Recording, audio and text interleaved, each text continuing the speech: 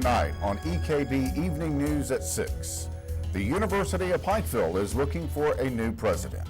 Good evening, I'm Gary Sloan. And I'm Cindy Mae Johnson. The University of Pikeville is looking for a new president after the resignation of Dr. James Hurley was announced this morning. Hurley made the announcement in a campus-wide email shortly after 7 o'clock. In his message, Hurley said he was choosing to step down in order to put his family first. A short time later, the school issued an advisory notifying the media of Hurley's resignation due to personal reasons and saying it was made effective April 2nd. In the meantime, former college president Governor Paul Patton, who has been serving as chancellor, will serve as interim president while Hurley remains on board as a transitional advisor. Contacted today, Patton said the school has already begun a nationwide search to fill the position. I've been assigned to the duties of interim president. The board will begin a search, it's crazy to get a search firm, but the university is strong. We're going to be a very attractive job for somebody. We will do a national search and we'll get a strong president, and the progress that's happened here over the last 6 years will continue. EKB News tried to contact Dr. James Hurley for comment. As of airtime, he had not responded. We have breaking news out of Floyd County this evening after a fire destroyed an Ivell home. The incident occurred behind the Love Homes lot along US 23 at a duplex owned by Greg Hall. Allen, Prestonsburg, and Betsy Lane fire departments responded to the blaze but were unable to save the structure. Instead, they concentrated their efforts on preventing the fire from spreading to other nearby homes. Officials on the scene told EKB News that they believe the fire likely started due to a resident smoking near an oxygen tank. About 2 hours ago, we responded to a call of a structure fire across from the Appalachian Hotel on 23. Upon arriving, we saw flame visible through the roof, made our initial attacks, saw that we needed aid, called the assistance of Betsy Lane and Prestonsburg Fire Departments respectively, and with a joint effort of all departments, we're able to contain the structure and extinguish the fire. All of the residents made it out safely. Unfortunately, some family pets did perish in the fire.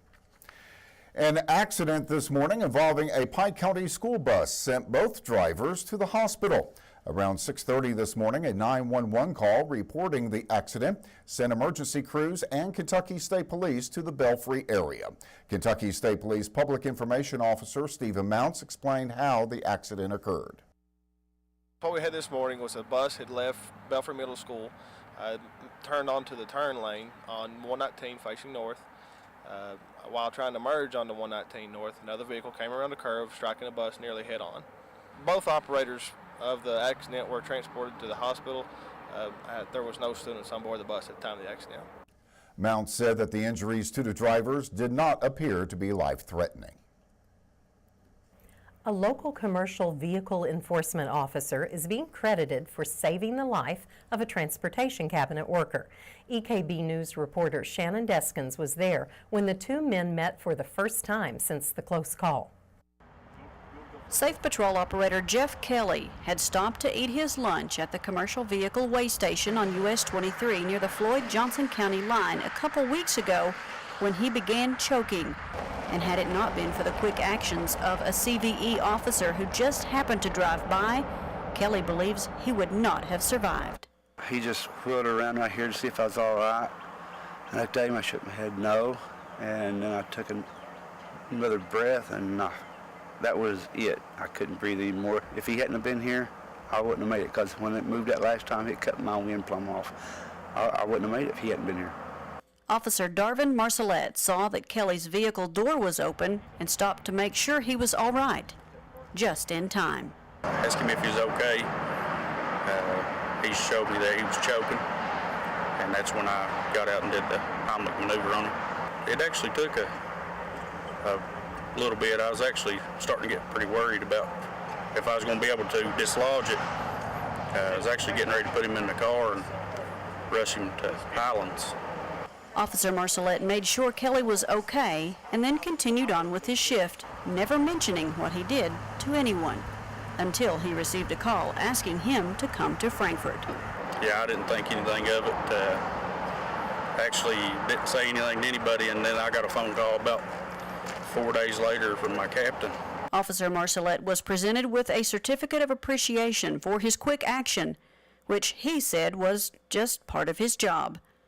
For EKB Evening News at 6, I'm Shannon Deskins. 2 people are in jail facing drug charges following a traffic stop at Harold over the weekend. The Floyd County Sheriff's Office made the stop early Saturday morning on US 23. The driver consented to a police search, and officers found several plastic bags of meth along with scales, pills, and cash. Following the stop, police also searched the driver's residence, where they found more drugs and paraphernalia. The driver, Marcelo Selena Hernandez, was arrested and charged with 3 counts of trafficking, 3 counts of possession, and other charges. A second person, Clifton W. Hall, also was arrested and charged with possession and intoxication charges. Well, coming up, police are requesting the public's help in catching a wanted man. And the annual Appalachian seed swap was held over the weekend. We'll tell you why organizers say saving heirloom seeds is important for the region when we come back in just 2 minutes.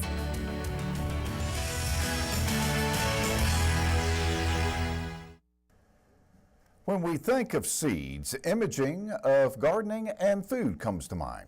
Well, for some, however, seeds also means culture and history. That is one of the reasons for the annual Appalachian Seed Swap, where growers buy, sell, and trade heirloom seeds. The event was held Saturday, and EKB News reporter Shelby Steele went there to find out more. The 3rd annual Appalachian Seed Swap was held Saturday in the Pike County Central High School cafeteria. This event is to help encourage Appalachia's rich history of seed saving. Co-coordinator Joyce Pinson says this is needed for our area. One of the things that made it more urgent was when we had the flood at Harless Creek. We nearly lost what is called the Farmer Brown White Cushaw, which would have been horrible to have lost something that is so identified with Harless Creek and with Pike County. Pinson also thinks keeping seeds in the Appalachian region is important. A dollar spent with a local farmer is a dollar that stays in this community. You're building business, you're building food security. Co-founder Neil Hunt realized seed swapping was important at a young age and has been encouraging it in his family for a while. We had saved seeds. I've got a bean seed that's been in my family like 80 years. It's one of the last things I did with my grandfather was save the seeds from that bean.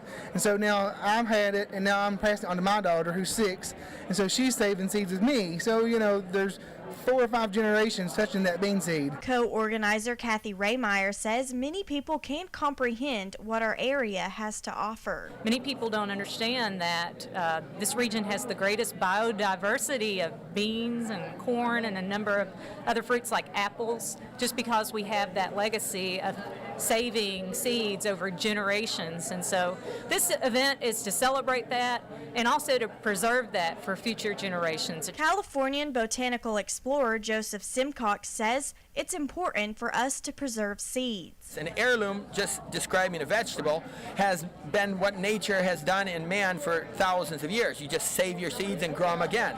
We got away from the concept of heirloom or passing seeds down when we started going to the grocery store or to the hardware store or the box store and buying our seeds rather than keeping them ourselves. For EKB Evening News at 6, I'm Shelby Steele. Police are asking for the public's help in locating a Pike County man wanted for several charges of fraud. Last month, the Pike County grand jury indicted 29-year-old Christopher Lee Coleman of Raccoon on 2 charges of fraudulent use of a credit card and a single charge of theft by unlawful taking. The charges stem from an investigation headed by Kentucky State Police Post 9 Detective Jimmy Anderson. Police allege that Coleman made fraudulent credit card transactions totaling more than $5,000. KSP is asking anyone with information as to Coleman's whereabouts to contact Post 9 at 606-433-7711 or toll free at 1-800-222-5555. Callers can remain anonymous. Well, Big Sandy Community and Technical College is partnering with the Kentucky Coal Academy, Kentucky Career Center Job Site, Community Action Partnership, and the East Kentucky Concentrated Employment Program to match workers with employers next week. The groups will hold a job fair on Thursday, April 23rd, from 10 a.m. to 3 p.m. in the auditorium on the Mayo campus of Big Sandy in Paintsville. A Belfry man is in jail facing a long list of charges after an incident last week. The Pike County Sheriff's Office was notified shortly after midnight Friday to be on the lookout for a motorcycle rider who had fled from sheriff's deputies in Mingo County. A deputy caught up with a motorcyclist matching the description on Route 612 at Turkey Creek and attempted to pull him over. The rider allegedly fled from police, starting a chase that ended a short time later when the motorcycle collided with a sheriff's department cruiser. Police arrested 26-year-old Ryan Looney, who allegedly admitted to smoking synthetic marijuana earlier in the day. Looney was lodged in the Pike County Detention Center on DUI and fleeing charges and numerous traffic violations. Highway officials have closed a section of Route 194 between Majestic and Freeburn due to safety concerns. The roadway has subsided and separated. The exact location of the closure is between mile points 63 and 64, known locally as Sugar Hill. Engineering technologist Joe Stanley says the district will get a drilling contractor to the site as soon as possible to stabilize the road. The road will remain closed to all traffic until the work can be completed. Well, coming up, Jamie Johnson will be in with a look at all the latest sporting news. And first, EKB Chief Meteorologist Lathan Hopkins will be here with the latest forecast. We'll be back in just 2 minutes.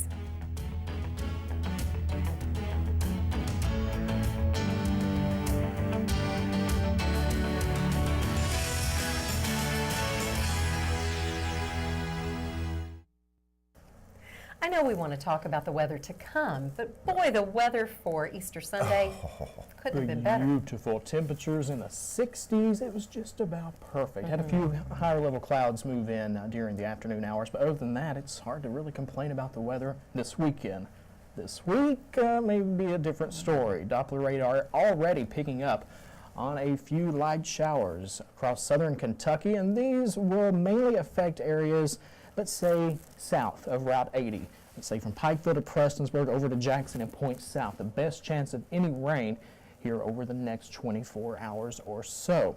We're going to broaden the picture with the satellite and radar composite, and you can see a few breaks in the clouds across eastern Kentucky this afternoon. That helped temperatures climb into the low 70s. Now, we did have a few showers develop across parts of southwest Virginia, helping keep those folks a little cooler than the rest of us. Right now, 71 in Pikeville, Williamson, 70 in Inez, 72 Paintsville, 69 in Prestonsburg. But notice Wise at 60 degrees, 59 there at Dorton, 63 in Grundy. Again, that's where the cloud cover has been a little more stubborn, especially the farther south you go, the farther north, with the little more in the way of sunshine. Temperatures did climb into the low 70s. Close, we hit 69 at the National Weather Service office in Jackson for today. The overnight low 53. Which is close to where we should be as far as daytime highs go this time of the year, normally around 65 degrees, nowhere near a record. No rainfall for today, but I want to point out now that for the year, we are nearly 5 inches of rain above average for this time of the year. On Friday at the National Weather Service office in Jackson, they almost picked up 5 inches of rain. That would be why. Now the sunrise tomorrow morning, 7:08, sunset, notice that, now at 8 o'clock. And of course, those days keep getting longer and longer all the way through June. Satellite and radar composite. Now notice this big cluster of rain moving through central parts of Tennessee, generally moving to the east, but it will bring a couple of light rain showers our way for the overnight hours tonight. And then we get a break. This is one of the computer forecasting models. See that area of rain moving through downtown Pikeville about midnight or so. We start to dry things out, but notice another band of locally heavy rain that will develop to the north and move right across eastern Kentucky as we head into the afternoon and evening hours tomorrow. That will be something to watch. Of course, the ground very, very saturated. It will not take a lot of rain to cause some flooding issues across the region, and we will have to watch that because we actually have a chance of rain not only tonight and tomorrow, all the way through Friday, as a matter of fact, and any of those storms could put down locally heavy rainfall. All right, let's talk about the pollen count, sponsored by Faith Pharmacy, Adams Plaza in Pikeville. With a chance of rain moving in for tomorrow, of course, that will drop the pollen count, 3.9 out of a possible 12. But Wednesday, Thursday, the rain chances start to drop, and, well, the pollen count will start to increase. I'm sorry, Cindy, 10.4 on Wednesday, 9.7 on Thursday. Your 5-day forecast, 74 degrees for tomorrow. Overnight lows tonight, only 55 degrees, a mild night. Near 80 on Wednesday, still about a 40-50% chance of rain Wednesday and Thursday. We may flirt with 80 degrees again on Thursday. Best chance of rain this week will hold off until Friday, but I think that system will actually move out for the weekend, bring in some slightly cooler temperatures, and it's looking to be another nice weekend this upcoming weekend. So that's a good deal. As long as it's rain in nice the on the week and then weekends. nice on the weekend. Can't complain. Now, I'm looking for any bright spot. Will rain beat the pollen down? It will. That is one good thing with the rain. It will drop the pollen count. So the more rain you see, the better you'll feel. I like the sound of that. Thank you, Lee. The annual Easter extravaganza in the Pikeville City Park took place Saturday. EKB News reporter Shelby Steele tells us more in this report. The Easter Bunny, also known as Peter Cottontail, visited the Pikeville City Park Saturday. 3 different age groups went on an egg hunt. Children 12 years and younger won prizes and candy at the event. Youngsters enjoyed this event and were excited to meet the Easter Bunny. I had fun because we just got to go and hunt them. I liked it because I got a lot of eggs and it was really fun. The annual Easter extravaganza is a production of East Kentucky Broadcasting and presented by Pikeville Medical Center. For EKB Evening News at 6, I'm Shelby Steele. Well, those children look like they had a lot of fun. Nobody cared about the pollen when they were hunting eggs. Oh, no. We'll be back with sports in 2 minutes.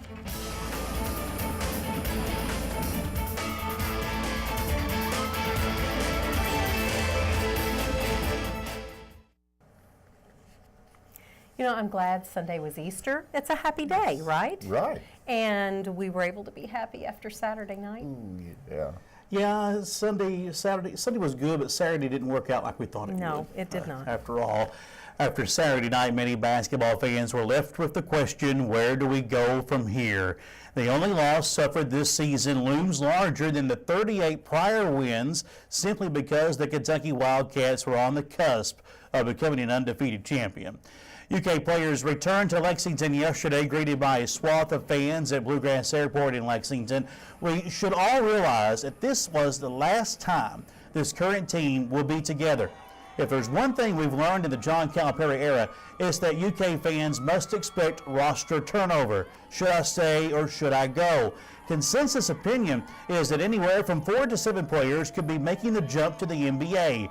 Earlier today, Coach Cal indicated that to the media that he expects All-American junior Willie Cauley-Stein, sophomores Andrew and Aaron Harrison, along with freshmen Karl Anthony Towns and Trey Lyles, to all leave for the NBA. No official announcements have been made as of yet, and players have until 11:59 p.m. April 26th to make a decision on the NBA draft. Believe it or not, they're still playing a basketball game tonight at Lucas Oil Stadium in Indianapolis. It's a rematch from earlier this year, and yet another chance for Wisconsin to avenge a loss as the Badgers will face Duke for the national championship. Wisconsin is vying for its first title since 1941. Meanwhile, the Dukies are going for their 6th title in school history. Wisconsin is a 1-point favorite as they'll face the Blue Devils at 9:18 p.m. John Calipari picked up one more accolade today as he was officially elected to the Basketball Hall of Fame.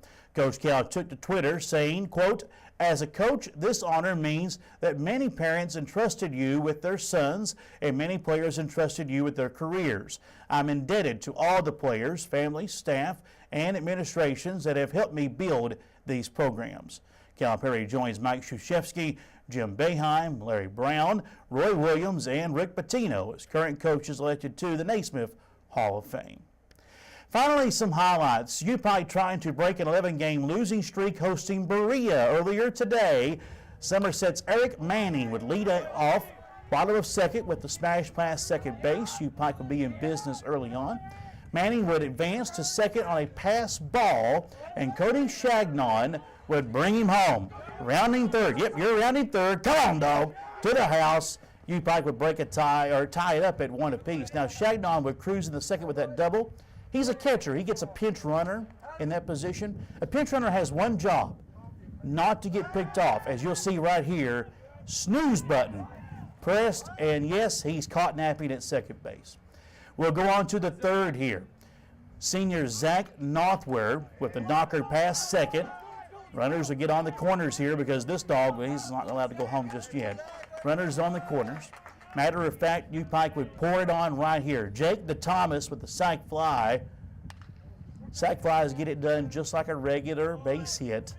That would bring a run in. Matter of fact, again, U Pike would have no trouble. The Bears would snap their 11-game losing streak, defeating Berea 11-4 at a final.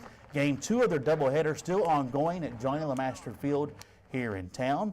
Reds baseball, they're in action today as well. Rain delay, but the Reds were leading going into about the 5th inning in Cincinnati. And So, let's look at sports. Again, positive things. Reds Yes. opening day. Exactly. Yes. Focus on the positive. Got to move past basketball and that hurt from Saturday night. It did smart. Yeah. As my mom used to say, like a hog bite.